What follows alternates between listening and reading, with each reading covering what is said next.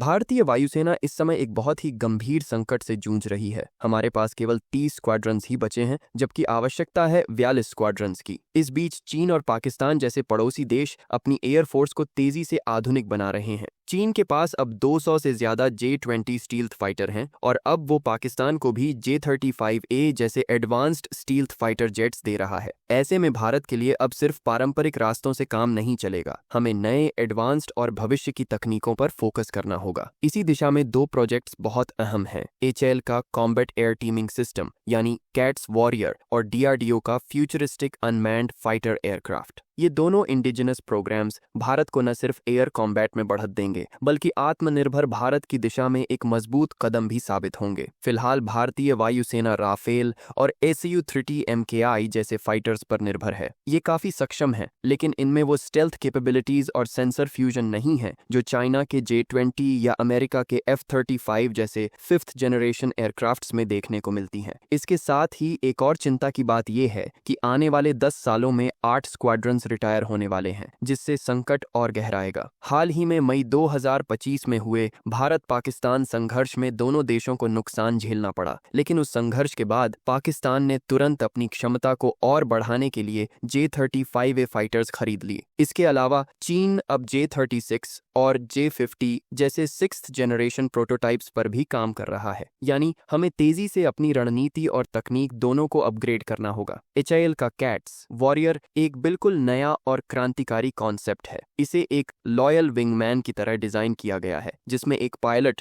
अपने मुख्य fighter jet से 2 UCAVs को एक साथ कंट्रोल करेगा। ये UCAVs बिना पायलट के पूरी तरह से AI पर आधारित होंगे और खतरनाक मिशनों को अंजाम देंगे, जैसे deep strike, anti radar, anti runway और रिकॉनेसेंस मिशंस। कैट्स वॉरियर को स्टेल्थ डिजाइन दिया गया है। इसमें इंटरनल वेपन बेस हैं और इसे तेजस MK-1A, MK-2 या भविष्य के AMCA जैसे जेट्स के साथ जोड़कर चलाया जा सकता है। जनवरी 2025 में इसका इंजन ग्राउंड रन हो चुका है और उम्मीद है कि 2025 के अंत या 2026 की शुरुआत तक इसकी पहली उड़ान होगी। इसका एक बड़ा वर्जन कैट्स वॉरियर 2 भी बनाया जा रहा है, जो ज्यादा पेलोड ले जा सकेगा और ज्यादा ऊंचाई पर उड़ सकेगा। ये वर्जन पाकिस्तान जैसे विरोधियों के एडवांस्ड एयर डिफेंस सिस्टम्स जैसे HQ-9 को न्यूट्रलाइज करने के लिए एक इफेक्टिव विकल्प हो सकता है, जैसा कि हमने ऑपरेशन सिंदूर के दौरान देखा। वहीं दूसरी तरफ DRDO का फ्यूचरिस्टिक अनमैन्ड फाइटर एयरक्राफ्ट, या जिसे ऑरा या घातक भी कहा जाता है, एक अत्यंत गोपनीय प्रोजेक्ट है। ये एक jet powered stealthy unmanned combat aircraft होगा, जिसे डीप पेनिट्रेशन मिशंस के लिए बनाया जा रहा है। इसकी खासियत ये होगी कि ये पूरी तरह से रडार से बचकर दुश्मन की सीमा में घुसकर प्रिसिजन स्ट्राइक्स कर सकेगा। इसके इंटरनल वेपन बेस में स्मार्ट बॉम्ब्स और गाइडेड मिसाइल्स जैसे हथियार होंगे। अभी इसके बारे में ज्यादा जानकारी अवेलेबल नहीं है, लेकिन इसके डिजाइन से अंदाजा लगाया जा सकता है कि ये 5th जनरेशन स्टैंडर्ड्स को फॉलो करता है और फ्यूचर वॉरफेयर के लिए एक गेम चेंजर बन सकता है।